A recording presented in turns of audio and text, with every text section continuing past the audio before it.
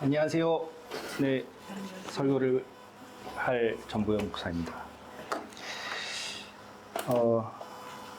제가 양복이 없는 건 아닙니다. 네, 왜 이렇게 입고 왔냐면, 다들 오늘 뭔가 이렇게 회사에서 퇴근을 하시거나, 뭐 아니면은 다들 일정이 있으셨을 거예요. 그래서 오늘은 거룩한 주일이 아니고, 오늘은 여러분들이 일하시는 평일입니다. 그래서 이 예배에 맞는 복장이 무엇일까 고민을 하다가 저도 일상에 입는 복장을 하고 이 예배를 참여하는 것이 좋겠다는 생각이 들었습니다. 그래도 뭐 일단은 목사라서요, 오기 전에 신방을 하고 오기는 했습니다. 네, 그래서 저에게는 그것이 또 일이기도 하고, 그래서 그랬는데, 오늘 일단 바쁜 일상을 마치고 이 자리에 오신 여러분을 주의 이름으로 진심으로 환영합니다. 여기에 오신 분들 중에 교회를 안 다니시는 분은 없으실 것 같아요. 일단 제가 오늘 좀 설교를 포커스에 잘 맞게 하려고 좀 질문을 드려보겠습니다. 교회를 안 다닌다, 나는 지금 현재. 다 다니시는 분들이시군요. 알겠습니다. 거기에 초점 맞춰서. 저희 말씀을 같이 한번 저희 합독해서 좀 읽어보겠는데요. 요한일서 3장 18절부터 22절입니다. 저희가 굉장히 많은 것을 준비했습니다. 그래서 저희가 인쇄는 하지 않았지만 QR코드를 준비했기 때문에 QR코드를 누르시면 말씀을 보실 수 있습니다. 준비되셨으면, 아직 안 되신 것 같으니까 조금 기다렸다가 잠깐 저희 같이 한번 합독해서 읽어보도록 하겠습니다. 자녀들아, 우리가 말과 혀로만 사랑하지 말고 행함과 진실함으로 하자. 이로써 우리가 진리에 속한 줄을 알고 또 우리 마음을 주 앞에서 굳세게 하리니, 이는 우리 마음이 혹 우리를 책망할 일이 있어도 하나님은 우리 마음보다 크시고 모든 것을 아시기 때문이라. 사랑하는 자들아, 만일 우리 마음이 우리를 책망할 것이 없으면 하나님 앞에서 담대함을 얻고 무엇이든지 구하는 바를 그에게서 받나니, 이는 우리가 그의 계명을 지키고 그 앞에서 기뻐하시는 것을 행함이라. 아멘. 오늘 예배에 왜 오셨을까요? 이렇게 제가 생각을 해봤어요. 생각을 해봤는데, 아까 우리 이제 사선이 자매님께서 저희 모임에서는 주로 닉네임을 부르거든요. 그래서 저에게는 사모라는 이름이 더 편합니다. 이 닉네임을 모르시는 분들도 많으시겠지만, 이 이름의 이 기원을 모르시는 분들은 나중에 한번 개인적으로 물어보셔도 재미있는 이야기를 들으실 수 있을 것 같습니다. 대부분 이제 교회 안에 일해서 지금 어떤 형태로든지 만나고 계신 분들도 계실 거고, 또 이런저런 인연으로 이 자리에 초대를 받으신 분들도 있을 겁니다. 그래서 우리가 어떻게 모였는지는 각자 조금씩 다를 수는 있는데, 오늘 이 예배는 교회와 내일이라는 모임에서 주관을 하는 첫 예배입니다. 근데 좀 이상하잖아요. 이렇게 평일에 저녁에, 그것도 같은 교회 사람들도 아니고 모여서 예배를, 그것도 교회도 아니고 카페에서 예배를 드린다는 게 좀 이상할 수 있을 것 같아요. 그래서 도대체 교회 내일은 도대체 뭐를 하는 곳인가를 잠깐 좀 설명을 드리고 설명을 드리려고 합니다. 저희 교회 내일이라는 모임은 2020년에 시작을 했습니다. 생각보다 오래됐죠. 근데 2020년은 우리가 무슨 시기였죠? 코로나. 그렇죠. 코로나 기간이었습니다. 코로나 기간이었는데, 그때 제가 네덜란드라는 나라에서 공부를 하고 있을 때였어요. 근데 코로나가 터졌는데 교회가 말이 아닌 거예요. 왜? 예배를 드릴 수 없게 되고, 또 교회의 전통적인 그런 어떤 모습이나 가치나 이런 것들이 굉장히 흔들리는 것 같은 모습들을 보게 됐어요. 그래서 생각보다 뭔가 이게 우리가 좀 교회가 되게 단단하다라는 생각을 갖고 있었는데 뭔가 그러지 않나? 이라는 고민도 하게 됐었고, 저도 신앙생활을 해오면서 교회에 대해서, 원래 저는 이제 회사 생활을 쭉 하던 사람이거든요. 그래서 42살이 됐을 때 홀연히 유학을 갔는데, 그러니까는 42살이 될 때까지 신앙생활을 했으니까, 제가 그래도, 제가 장로교 합동측, 제가 안수집사 출신이거든요. 그러니까 저희 교회 제가 최연소 안수집사니까 굉장히 신앙생활 열심히 했겠죠, 교회에서. 그러니까 이제 안수 집사가 되면서 교회도 여러 가지 일들을 또 보게 되잖아요. 그러니까 이게 또 어른들의 세계가 있구나 이런 것도 알게 되고 그러면서 저 나름대로도 교회에 대한 여러 가지 고민들이 있었기 때문에 그 늦은 나이에 공부를 하러 가기도 했었습니다. 그래서 코로나 기간을 겪으면서 저희 집에 제일 많이 보는 게 저희 가족이잖아요. 그래서 저희 애들을 딱 보는데 얘네들한테 교회를 우리가 물려줘야 되는데 내일의 교회는 도대체 어떤 교회여야 되지? 우리가 이렇게 물려줘도 되나? 이런 생각이 좀 들었어요. 그래서 제 주변에 있는 분들하고 이렇게 좀 뜻을 모아서 얘기할 수 있는 분들하고 2주에 한 번씩 우리가 얘기를 하자. 근데 대부분 한국에 계셨고 전 네덜란드에 있었으니까 줌으로 2주마다 한 번씩 만났습니다. 그래서 그때 저는 실천 신학을 공부하고 있었고 이제 조직 신학 공부하는 분 한 분하고 현장에서 목회를 하시는 목회자 한 분하고 또 이제 평신도 한 분하고 그래서 저희가 맨 처음 굉장히 거창했어요. 신학자와 목회자와 평신도가 격이 없는 대화를 통해서 한국교회의 내일에 대해서 같이 좀 고민해보자. 그래서 이제 모였습니다. 얘기가 잘 됐을까요? 잘 됐을까? 제리만 잘 됐을 것 같아? 뉘앙스가 안 됐을 것 같지? 잘 됐어. 아주 그냥 모이면은 그냥 원래 또 그런 분들이 말이 많지만 한 3시간, 4시간 한국교회 이런 부분들을 우리가 기도해야 되고 이런 분들 고민해야 되고 그 2년 동안 고민만 했어요. 말만 했어요. 이제 코로나니까 만날 수도 없었거니와 그래서 이제 저희가 한 2년 정도 얘기를 하다가 야 말만 하면 안 된다. 이걸 좀 정리를 해서 책을 내자. 근데 다들 사역이 있으신 거예요. 그러니까 이게 책이 안 써져요.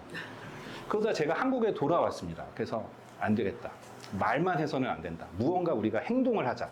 그래서 저하고 같이 이제 한 2분 정도가 좀 주도적으로 우리가 일을 할 테니 우리가 뭔가 도움이 되는 우리가 실천을 해볼 테니까 다른 분들은 도움을 청할 때 좀 도와주시면 좋겠다라고 해서 교회와 내일이라는 대화 모임을 저희가 이렇게 작은 단체로 만들고 임의단체 등록도 하고 그렇게 했습니다. 그래서 여러 가지 활동들을 했었어요. 뭐 이제 인터뷰도 하고 세미나도 열고 했는데 저희가 그 당시에 대화를 통해서 한국 성도들의 신학적 사유를 돕고 이런 되게 멋있는 슬로건이 있었습니다. 며칠 전까지만 해도 저희 홈페이지에 그 슬로건이 있었습니다. 그러니까 초기에 이렇게 그런 것들을 정말 생각했던 거죠. 그런데 그로부터 3년이 지나고 나서 보니까 그렇게 생각대로 된 게 별로 없었어요.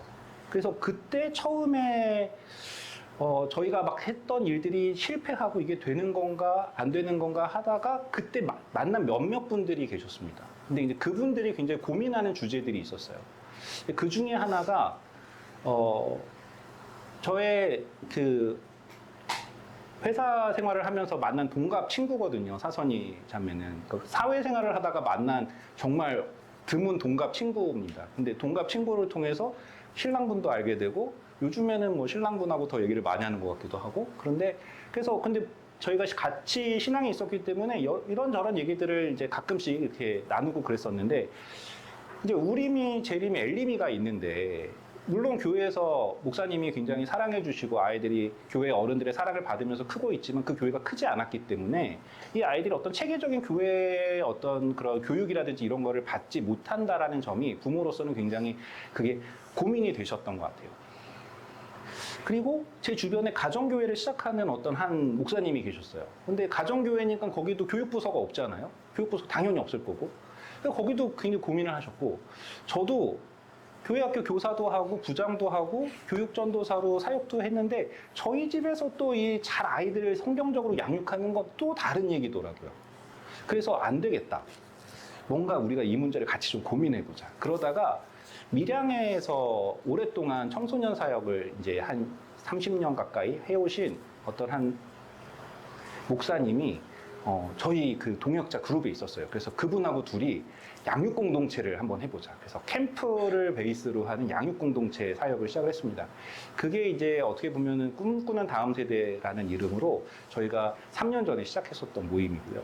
그리고 이제 또 저희가 어떤 일들을 했었냐면 저희가 대화라는 걸 되게 중요하게 생각했었는데 그 중에 하나가 그래서 사명으로 세워가는 교회라는 되게 멋지죠, 이름이? 그런 저희가 프로젝트가 있었어요. 그래서 서로 모여서 나는 하나님 앞에 내 사명이 뭔지를 좀 밝혀보고 좀 이렇게 고민해보고 같이 기도해보면서 그 사명에 맞춰서 우리가 좀 삶을 좀 이렇게 좀 만들어가 보자. 그래서 그때 만난 분이 이제 여기 오늘 여러분들이 오셨죠. 그때 만난 분들이. 근데 그 중에 한 분이 유인선 선교사님이셨는데 그분이 그 모임에 몇 안 되는 선교사님이었어요. 목사님, 이제 공부를 마치시고, 내가 저분하고 내가 뭔가 해볼 수 있겠구나. 막 그런 기대를 갖잖아요. 또 인물도 좋으시고 되게 잘생기셨거든요. 아까 찬양 인도하셨던. 되게 인물도 좋고 잘생기고, 목소리도 되게 좋고, 되게 호감이 가잖아요. 저분하고 내가 뭔가 할 수 있겠다. 프로젝트가 끝나자마자 OM 선교회에서 선교사로 부르셔가지고 가시게 된 거예요. 그 현장을 목격한 분들이 여기 있어요. 제가 그때 겉으로는 너무 축하해요. 너무 잘 되셨어요. 사명을 세워가는 교회에서 첫 번째로 그 모델이 되셨군요. 라고 제가 정말 진심으로 축하했지만 마음 한켠에서는 이런 생각이 들었죠.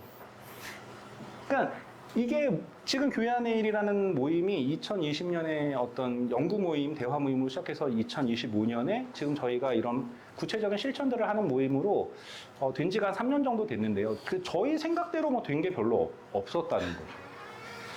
그러니까 생각해보면 인선 목사님이나 선희자매뿐만이 아닙니다. 선희자매도 맨 처음에는 양육 공동체를 같이 하는 정도로 생각했어요, 저는. 근데 저희가 통독 모임이 생겼거든요. 통독 모임도 이제 저희 그 동역자 중에 한 분이 베이직 교회에서 오랫동안 통독 리더를 하셨는데, 그러니까 이제 통독 모임을 하셨는데, 이분 주변에 그러다 보니까 언니, 나 성경을 좀 알고 싶은데, 나 좀 교회에 관심 있는데, 나 하나님한테 관심 있는데, 나 성경 어떻게 읽어야 돼? 그러면 이제 이렇게 읽으면 돼 라고 알려주는데, 교회에 초청하면 교회에 오기는 조금 부담스럽고, 성경은 읽고 싶고, 근데 혼자는 모르겠고, 그러니까 이런 분들이 주변에 계셨던 거예요. 그래서 좀 그런 분들이 편하게 와서 좀 성경을 읽고 하나님에 대해서 이렇게 좀 얘기할 수 있는 안전한 그런 공동체가 있으면 좋지 않을까? 라고 해서 저희가 또 통독 모임을 시작을 했습니다. 다 그런 것처럼 저희가 지금 통독 모임, 그다음에 양육 공동체, 통독 공동체, 대화 공동체가 있는데, 대화 공동체도 제가 중간에 이제 제가 작년에는 이렇게 회사를 다니면서 이렇게 사역을 했었거든요. 근데 회사로서는 너무나 좋은 그런 큰 클라이언트를 만나가지고 컨설팅을 했는데, 제가 사역을 할 시간이 없을 만큼 너무 분주했어요. 근데 그때 그 대화 모임을 하시던 분들이, 전에는 제가 이렇게 주제도 준비하고 끝나면 자료도 정리해서 제가 나눠드리고 그랬는데, 그걸 할 시간이 없는 거예요. 근데 그래도 시간을 내서 왜 나오셨는지 지금도 미스테리합니다만 계속 나오시더라고요. 그래서 그 모임이 끝나지 않고 망하지 않고 이어오다가 올해 다시 티테이블이라는 이름으로 대화 모임을 시작을 했습니다. 그러니까 사실 교회 안의 일이라는 이런 모임을 우리가 어떤 방향성을 가지고 어떤 슬로건을 가지고 만들려고 했었던 게 아니라, 그냥 하나님께서 우리 주변에 우리가 같이 신앙생활하는 형제들 자매들이 갖고 있는 어떤 고민들을 같이 고민할 수 있는 그런 기회들을 주셨고, 또 그 고민을 갖고 있는 분들, 또 그리고 그런 고민들을 같이 풀 수 있는 분들을 보내주셔서 그런 실천 하나하나가 쌓여서 지금의 교회와 내일이라는 이런 단체가 되었습니다. 중간에 저도 이제 목사 안수를 받고, 그러다 보니까는 기부금 영수증을, 그러니까 저희가 이렇게 뭔가 여기서 이렇게 활동을 하게 되면은 이렇게 저희가 캠프를 가면 저희가 한 40% 정도는 교회 안에 일해서 지원을 하고, 나머지 한 60% 정도는 이제 그 가정들에서 부담을 하시거든요. 그럼 이제 그거를 저는 좀 처리를 해드리고 싶은 거예요. 그러다가 그럼 기부금 영수증 처리를 해야 되잖아요. 그래서 지금은 이제 저희가 선교단체로 등록이 되어 있지만, 이런 모습들을 처음부터 의도하고 이렇게 됐었던 건 아니라는 거죠. 그런데 이제 거기에서 제가 좀 궁금한 점들이 생겼습니다. 왜 하나님이 내가 생각한 거랑은 되게 다르게 이런 모습으로 여기까지 이 교회와 내일이라는 단체를 허락하셨을까? 사실 오늘 이 예배도 그렇습니다. 선희자매가 아까도 고백했지만, 새롭게 이렇게 본인의 사업장을 준비하면서 그 공간이 무언가 하나님의 복음을 전하는 공간이 되면 좋겠다라는 그런 마음을 품고 있었었고, 저는 교회 안에라는 이런 다양한 공동체들이 생기면서 이 각각 공동체 안에서 보여지는 너무나 아름답고 너무나 나누고 싶은 이야기들을 이 공동체와 공동체를 하고 싶은 마음이 있었었고, 또 인선 선교사님이 해외 선교를 마치시고 돌아오셔서 예배에 대한 마음을 하나님께서 부어주셔서 좀 그런 예배를 사모하는 마음들을 나눠주셔서 이 세 가지 마음들이 모여서 우리 예배 드리자 라는 그런 어떤 시작이 되었어요. 그러니까 보면 교회 안에 일에서 있었던 일들은 저희가 뭔가를 전략적으로 막 의도해서 계획해서라기보다도 그때그때 상황에 따라서 하나님 보내셨던 사람들 또 그 상황 가운데서 우리가 어떻게 하나님 앞에 반응해야 할지 이런 문제들을 고민하면서 그렇게 왔었던 것 같습니다. 근데 그렇다면은 왜 우리가 이렇게 하나님께서 우리에게 이렇게 만나게 하셨을까? 왜 이렇게 모이게 하셨을까? 라는 부분들을 좀 고민을 해봤어요. 근데 왜 그랬냐면, 사실은 저희가 인선 목사님이 이제 선교사 나가실 때, 저희는 되게 작은 부분이지만 저희가 섬길 수 있는 부분을 주셔서 저희가 협력 파송 단체가 됐습니다. 저희 파송 선교사 1호신데 협력 파송 단체가 됐는데 그때 그러면은 다른 기관에 가서 만나시잖아요. 그러면 어디서 그럼 또 이제 후원 받으세요? 어디서 또 이렇게 협력하세요? 이렇게 물어보면 교회안일이라는 곳에서 합니다. 그럼 거긴 뭐 하는 곳인가요? 거기는 교회를 이거 좀 아닌데? 그러니까 이 뭐라고 말하기 어려운 이 단체가 그런다고 뭔가 교회도 아니고 선교 단체라고 하기에는 정체성이 굉장히 불분명하고 그런 모습이었던 거죠, 저희가. 그렇기 때문에 인선 목사님이 그런 부분들에 대한 퀘션 마크를 남기고 가셨고 저희 대화 모임에서 한동안 주제가 뭐였냐면 교회와 내일은 도대체 무엇인가였습니다. 이 주제를 가지고 한 6개월 정도 저희가 교회와 내일은 뭘까요? 왜 우린 만날까요? 왜 나오세요? 막 이런 이야기들을 했었던 시간들이 한 6개월 정도가 있었던 것 같습니다. 그러다 제가 최근에 홈페이지를 제가 이렇게 좀 리뉴얼을 했습니다. 이유는 뭐냐면은 예배를 드리잖아요. 그럼 이제 많은 분들이 오실 수도 있잖아요. 그럼 오시면 교회 안의 일에 대해서 궁금해 하실 수도 있겠다. 그런데 제가 바뀌기 전에 홈페이지를 보니까 도무지 무슨 말인지 알 수가 없는 거죠. 안 되겠다. 이래서는 안 된다. 홈페이지를 바꾸자. 그래서 홈페이지를 바꿨습니다. 그러면서 제가 우리는 어떤 모임인지를 제가 알게 됐어요. 그러니까 우리가 여기 왜 모였지? 내가 교회로 내가 살기 위해서 모였구나, 결국은. 내가 교회로 내가 살아가기 위해서 여기 모였고, 내가 누군가가 교회로 살아갈 때 작은 도움이라도 내가 되고 싶은 마음들이 있었기 때문에 여기에 모였던 것 같아요.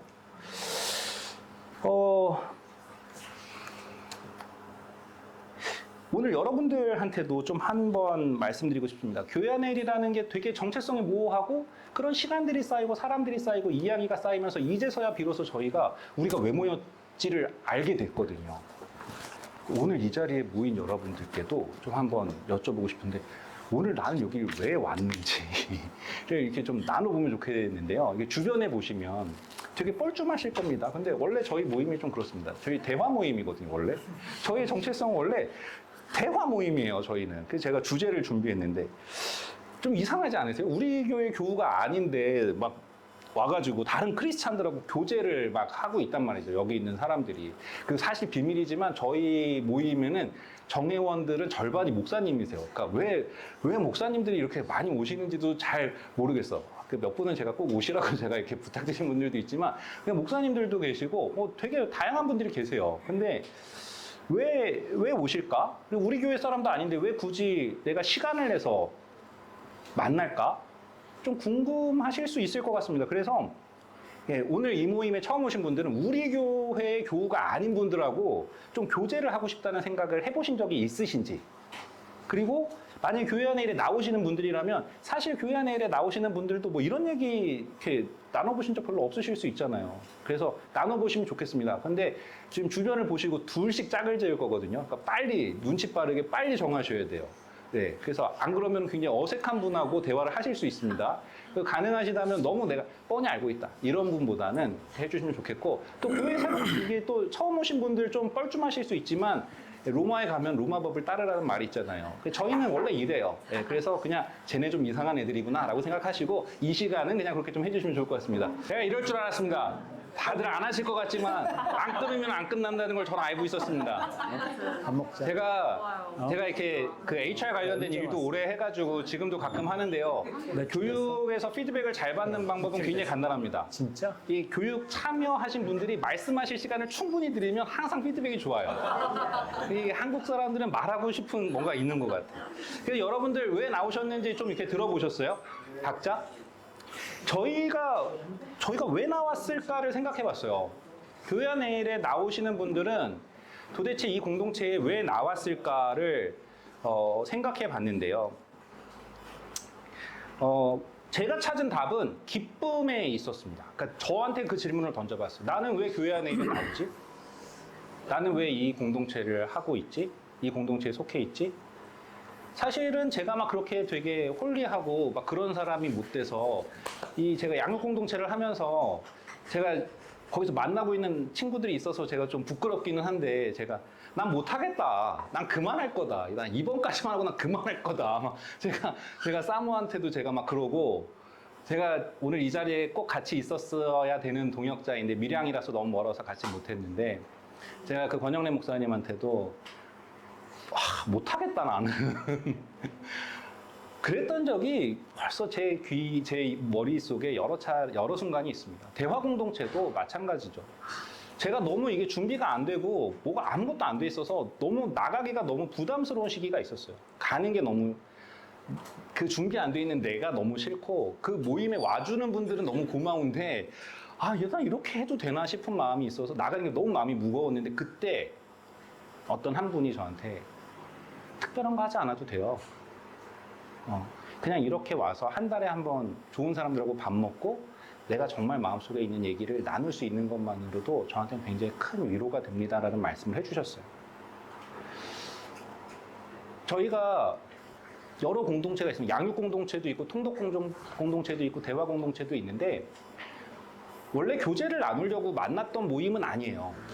통독은 통독을 하려고 만났고요. 양육 모임은 양육을 하려고 만났고 대화 모임은 대화를 하려고 만났는데 그 교제들이 쌓이다 보니까 그 가운데에서 서로 깊은 신뢰가 생기고 그 가운데에서 무어라 말로 표현할 수 없는 그런 따뜻함과 친밀감들이 생기기 시작했습니다. 그게 뭐 저희가 특별해서가 아니라 그 자리에 모인 분들의 특징은 하나님을 찾는 분들이었어요. 하나님을 만나기를 원하는 분들이었고 하나님을 찾는 분들이었어요. 그러니까 하나님을 진짜로 찾는 사람들이 모였을 때, 하나님을 진짜로 사랑하는 사람들이 모였을 때 우리에게 프로그램이 필요한 게 아니고 우리에게 어떤 도구가 필요한 게 아니라 하나님에 대한 사랑만 있으면 되는 것이었구나라는 것을 교회 안의 일의 모임을 통해서 저는 발견하게 되었습니다. 이 가운데에서 그런 모습들을 많이 봅니다. 제가 아까 난 그만할 거야 그랬잖아요. 저만 그랬겠어요. 다 가정에서 어려운 분들, 이 세상을 살아가면서 나만 홀로 작아지는 것 같고 이 세상에서 나만 뒤처지는 것 같고 점점 나는 무언가 실패하고 있는 것 같고 안 되는 것 같고 내 삶 가운데에서 하나님이 살아계신다라면 나한테 어떻게 이러실 수 있는가라는 그런 탄식이 나올 만한 상황들을 이 모임 안에서 보게 되는 거죠. 그리고 그런 상황들을 우리가 보았을 때 그 분에게 우리가 무엇을 해줄 수는 없더라고요. 그건 참 어려운 일이더라고요. 그런데 그 시간을 같이 보내줄 수는 있더라고요. 그 시간을 보내주고 같이 기도하고 우리가 소망하던 것이 이루어지지 않았을 때 더 같이 인내하고 우리가 소망하는 것들을 우리가 함께 보았을 때 같이 기뻐하고 형제의 아픔을 진심으로 아파하고 자매의 기쁨을 진심으로 기뻐할 수 있는 것들. 무엇보다도 그 하나님이 사랑하시는 하나님의 자녀 안에서 하나님이 일하고 계신다라는 것을 볼 수 있다라는 것이 사실은 우리에게 가장 큰 기쁨의 이유가 아니었나라는 생각이 듭니다. 오늘의 설교의 제목은 그의 기뻐하시는 것입니다. 그의 기뻐하시는 것. 본문을 잠깐 다시 한번 좀 볼게요. 기뻐하시는 것이라는 그 구절은 22절에 나오는데 사실은 이 구절을 잘 우리가 이해하려면 18절부터 좀 봐야 되는데요. 여기에 보면 두 가지 굉장히 중요한 단어 그 구절이 있습니다. 우리 마음이 혹 우리를 책망할 일이 있어도와 우리 마음이 우리를 책망할 것이 없으면이라는 두 구절입니다. 이 두 구절에 집중해서 다시 한번 제가 본문을 한번 읽어보겠습니다. 자녀들아 우리가 말과 혀로만 사랑하지 말고 행함과 진실함으로 하자. 이로써 우리가 진리에 속한 줄을 알고 또 우리 마음을 주 앞에서 굳세게 하리니 우리가 사랑을 하는데 말과 혀로만 하지 않고 행함과 진실함으로 했을 때 우리가 이 행함과 진실함으로 행하는 것이 우리가 진리에 속한 줄을 알게 하고 우리의 마음을 주 앞에서 굳게 한다라는 것입니다. 그런데 그때 우리 마음이 혹 우리를 책망할 일이 있더라도 우리가 말과 혀로만 사랑하는 것이 아니라 행함과 진실함으로 사랑했을 때 우리 마음이 하나님 앞에 나아가기 어려운 그 순간에도 우리가 그 행함과 진실함이 우리의 마음이 하나님 앞에 나아갈 수 있는 힘을 준다는 거예요. 왜? 하나님은 우리의 마음보다 크고 모든 것을 아시기 때문이라고 성경은 이야기합니다. 그러나 이 의미는 우리가 뒤에 있는 21절과 22절을 보았을 때 더욱더 분명해집니다. 21절을 보면 이렇게 이야기합니다. 사랑하는 자들아 만일 우리 마음이 우리를 책망할 것이 없으면 하나님 앞에서 무엇을 얻고 담대함을 얻고 무엇이든지 구하는 바를 그에게서 받나니 라고 되어 있습니다. 무엇이든지 구하는 것을 받는다. 하나님이 우리에게 부요함, 그의 부요함을 하나님이 끝없이 공급하신다. 우리의 간구를 들으신다. 어쩌면 이 구절은 모든 크리스찬들이 굉장히 사모하는 지점일 수도 있겠습니다. 그러나 이것이 가능하다라고 성경은 이야기를 하는데요. 그것이 어떤 경우에 사랑하는 자들아 만일 우리 마음이 책망할 것이 없으면 일 때예요. 그런데 여기에 나와 있는 하나님 앞에서 담대함을 얻는다라는 말은 거리낌이 없다라는 뜻이래요. 내가 하나님 앞에 나갈 때 마음에 거리끼는 게 없는 상태래요. 그런데 이런 담대함의 상태, 무엇인지 구하는 것을 얻는 것들이 무엇으로 인해서 가능하냐면 우리가 그의 계명을 지키고 그 앞에서 기뻐하시는 것을 행할 때래요. 그럼 여기서 그가 기뻐하시는 것은 무엇일까요? 그가 무엇을 기뻐하실까요? 그의 계명을 지키는 것이겠죠. 근데 이 뒷구절에 나와 있는 것이 그 유명한 우리가 서로 사랑하자라는 그 말씀입니다. 형제들아 우리가 서로 사랑하자라는 그 말씀입니다. 18절부터 우리가 이 구절들을 보면 우리가 이 이야기들을 이렇게 이해할 수 있어요. 우리가 하나님을 사랑할 때 우리가 하나님 앞에서 그의 계명을 지키고 그 앞에서 기뻐하는 것을 행할 때 하나님은 우리에게 담대함을 주시고 하나님은 무엇이든지 구하는 바를 그에게서 그가 응답하시는 기적들을 우리에게 놀라운 하나님의 역사를 보여주신다라고 말씀하셨는데 어떤 경우에 우리가 행함과 진실함으로 할 때 행함과 진실함으로 형제를 사랑할 때 그런데 이 행함과 진실함이라는 말이 요한복음에 보면 행함이라는 말이 주로 일이라는 단어로 많이 번역이 되더라고요. 하나님의 일, 세상의 일, 선한 일 할 때 그 일입니다. 그리고 여기에 나와 있는 진실이라는 말은 진리라는 말로 많이 번역이 되어 있어요. 20번 이상 두 단어가 요한복음에 사용이 되었습니다. 즉 요한이 예수님에 대한 일들을 기록하면서 이 행함과 진실함이라는 단어를 굉장히 많이 사용을 했다는 것을 알 수 있습니다. 행함과 진실함으로 한다. 저는 이 구절을 보았을 때 행함과 진실함의 모델이 바로 예수님께 있다라는 생각이 들었습니다. 예수님께서 왜 그 수많은 사람들을 제쳐두고 12명의 제자들에게 집중하셨을까요? 예수님은 4,000명을 모으실 수도 있었고 5,000명을 모으실 수도 있었고 하시기를 원하셨다면 그보다 더 많은 사람들을 모으실 수도 있었을 것입니다. 그러나 예수님은 12명의 제자들에게 집중하셨습니다. 왜 그러셨을까요? 예수님은 그들에게 행하기를 원하셨고 그들에게 그 행함 가운데서 진실함을, 진리가 무엇인지를 보여주기를 원하셨기 때문입니다. 그 행함과 진실함이라는 것은 인격적인 관계 안에서 가능하다는 것을 저는 교회와 내일 안에서 배웠어요. 인격적이라는 말은 참 어렵습니다. 도대체 인격이 무엇인지라는 말을 설명해 보라라고 얘기하면 굉장히 어렵습니다. 그러나 교회와 내일 안에서 인격적이라는 말을 저는 오래 참음이라는 것, 같이 소망함이라는 것으로 저는 인격적이라는 것을 배웠습니다. 고난 가운데 있는 지체를 품는 게 어려워요. 우리가 교회에서 흔히 어려워요, 힘들어요 라고 집사님 기도할게요 라고 얘기하잖아요.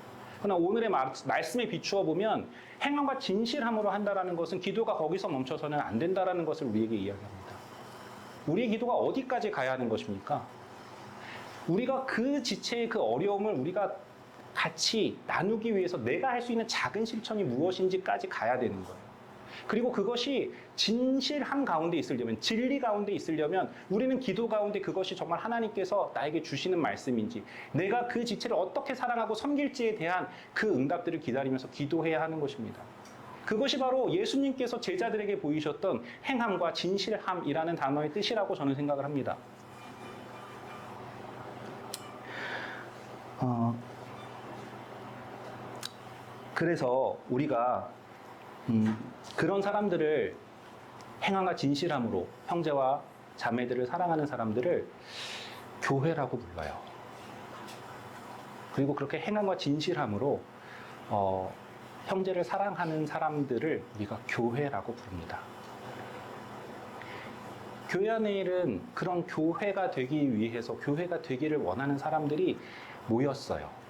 그리고 나도 교회가 되고 여기에 모인 누군가도 그 교회가 되기를 돕고자 하는 마음으로 이곳에 모였습니다. 오늘의 예배도 그렇습니다. 이 예배도 저희가 이 예배를 준비하면서 놓고 싶지 않았던 키워드가 3개가 저는 있었어요. 하나는 이 예배가 열려 있어야 된다는 것이었어요.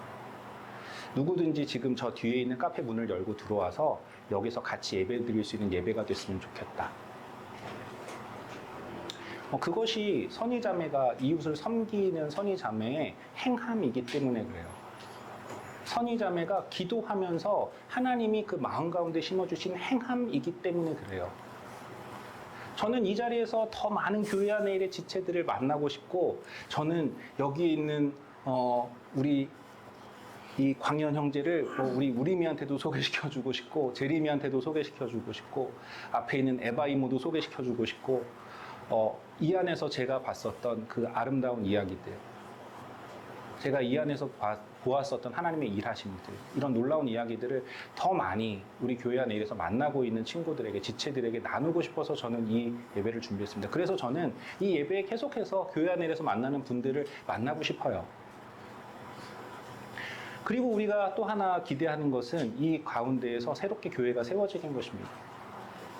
왜냐하면 우리 인선 선교사님의 마음이 거기에 담겨 있다고 저는 생각을 해요. 정말 하나님께 진실하게 예배드리고 싶은 사람들이 모여서 하나님께 예배를 드리고 교회로 자신의 정체성을 확인하고 돌아가는 그런 예배가 되기를 바라는 마음들이 이 야곱의 사다리 안에 있습니다.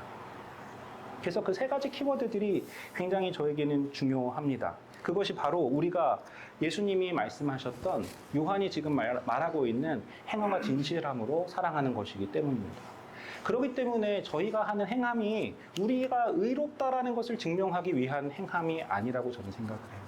우리가 왜 이렇게 하려고 하느냐, 왜 이렇게 작은 부분들을 하려고 하느냐는 우리가 예수님의 자녀이기 때문에, 우리가 하나님의 자녀이기 때문입니다. 우리가 예수님을 닮기를 원하기 때문입니다. 예수님이 그렇게 하셨기 때문입니다. 예수님의 삶의 모범을 그렇게 보이셨기 때문입니다. 그래서 우리는 그것을 닮고 싶어요. 그런다고 해서 저희가 대단한 일을 하는 그런 모임들은 아닙니다. 저희가 예수님을 모르는 미전도 종족들에게 가서 복음을 전하지도 않고요. 이 우리나라에서 어떤 사회적인 구조적인 저희가 불의와 악을 없애겠다고 저희가 거리에 나가서 저희가 싸우는 사람들도 아닙니다. 저희는 하나님이 우리에게 맡겨주신 자녀들을 양육하라라는 부모로서의 책임을 다하기 위해서 아둥바둥하는 사람들이고, 지금도 여전히 하루에 성경 읽기를 하지만 자녀들보다도 못 읽을 날도 있는 그런 부모들이고요. 매주 자녀들하고 같이 예배 드려야 되는데 지금도 어떤 날은 못 드리고 넘어가는 그런 저희 부모들이고요. 하루에 한 장 성경을 읽고 말씀 가운데 적용하면서 살자라고 이야기하는데 바쁘면은 우리 말씀 읽는 거 까먹기도 하고요. 또 바쁘면은 미팅에 못 오기도 하고요. 그러나 그가 그 상황 가운데서 하지 못했더라도 저희가 2달마다 3달마다 함께 모이는 식탁의 자리에서는 그 누구보다도 반갑게 맞아주고 반갑게 서로 사랑하고 그런 모임입니다. 별것 아닌 되게 작은 모임들이죠. 그래서 교회 안의 일은 어떻게 보면 별 볼 일 없는 교회들이에요. 그런데 저는 내일의 교회는 그 별 볼 일 없는 교회들이 반짝반짝 빛나는 그런 모습이 내일의 교회라고 생각합니다. 왜냐하면 제가 성경을 보고 제가 하나님께 배웠던 것은 하나님의 나라는 그렇게 세워지는 것들이더라고요. 한 명 한 명이 교회로 일어나고 한 명 한 명이 교회로 세워지고 한 명 한 명이 교회로 살아가는 것. 내가 그것이 보내진 가정에서든 보내진 일터에서든 보내진 어디에서든지 교회로 살아가는 것. 그것이 하나님 나라가 확장되는 길이더라고요. 근데 해보니까요. 쉬울까요? 어려울까요? 쉽지 않아요. 어려워요. 부끄럽지만 저희 아이들과 매일 성경을 읽고 주일 저희가 토요일마다 예배를 드리는데 제가 이걸 저희 큰아이가 17년 살았거든요. 이제 만으로 이제 18년 됐네요. 네, 이제 고3인데 교회 안의 일에서 저희가 양육 공동체를 시작하고 비로소 성공했습니다. 어렵더라고요. 제가 공부를 하고 제가 교회에서 제가 중고청 제가 전도사기도 했었고요. 제가 부장이기도 했었고요. 다르더라고요. 안 되더라고요. 어렵더라고요. 지금도 저희 모임 안에 보면 쉽지 않은 상황에 있는 분들이 많이 계세요. 어려워요. 힘들어요. 어떻게 도와줘야 될지도 잘 모르겠어요. 힘들어요. 나눠질 수 없는 짐들처럼 보이는 것이 있습니다. 그러나 그때 누군가가 내가 등을 기댈 때 잠시 등을 내어주고 잠시 어깨를 내어준다면 버티고 의지하면서 지나가더라고요. 해결되지는 않을 수 있을지 모르지만 그 시기가 지나가더라고요. 그런데 그 지나간 것은 상처를 남기고 가는 것이 아니더라고요. 그 지나간 것은 하나님의 일하심을 남기고 갑니다. 그 하나님의 일하심을 이곳에서 보고 있습니다. 그래서 오늘 이 자리에 오신 분들께 당부드리고 싶은 것은 여러분들께서 여러분들 삶의 자리에서 내가 교회로서 어떻게 살아가야 하는가 한번 생각해 보시는 시간이 되면 좋겠습니다. 그래서 제가 좀 같이 나누고 싶은 찬양 하나를 제가 좀 준비했는데요. 저희 찬양 같이 하시고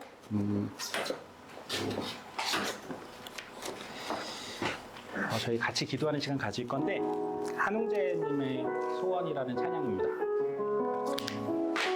근데 가사를 잘 한번 이렇게 좀 음미하시면서 묵상하시면서 같이 찬송하면 좋겠습니다. 그리고 저희 찬양 끝나고 나서 저희 좀 묵상하면서 내 안에 계신 예수님과 저희 대화 모임이거든요. 저희의 대화는 지체들 간의 대화도 있지만 내 안에 계신 예수님과의 대화도 저희의 대화에 굉장히 중요한 부분입니다. 내 안에 계신 예수님께서 나에게 무엇라고 말씀하시는지, 내가 교회로 어떻게 살기를 원하시는지, 내 안에 계신 예수님과 우리 묵상으로 기도하시면서 대화하시는 시간 갖고 우리 이후에 같이 기도하도록 하겠습니다. 같이 찬양하겠습니다.